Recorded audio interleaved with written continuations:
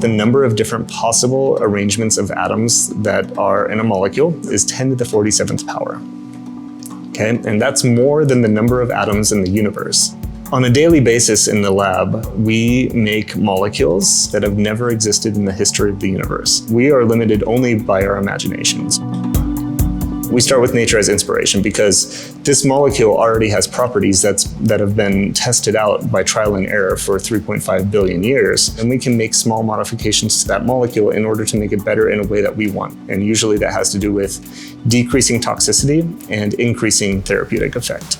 All compounds that come from nature that we use as medicine are actually toxins. The difference between a toxin and a medicine is just the dose. Everything from aspirin to morphine to all antibiotics, the majority of cancer drugs that we use today, they all come from nature. So there's a very tight, inextricable relationship between human medicine and the natural world.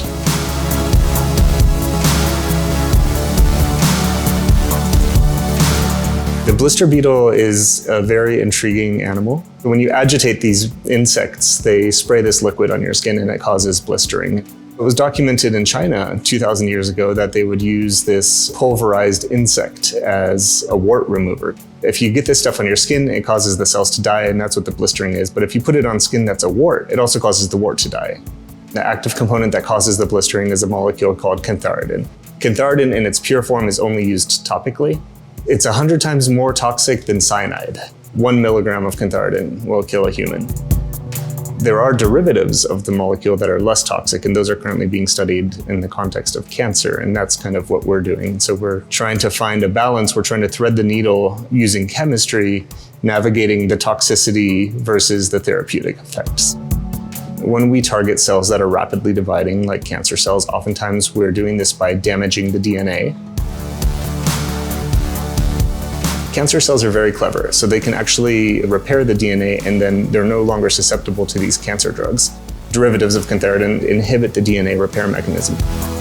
The molecules that are derived from cantharidin are actually useful for almost all types of cancer. They're used in combination with existing cancer drugs. So when we hit the cancers with DNA disrupting drugs, and then we also hit them with cantharidin, they can no longer become resistant to the frontline therapies. And this is true not only for these DNA damaging drugs, but also for radiotherapy, for immunotherapy, for CAR T therapy, which is really remarkable. It makes it a really unique compound.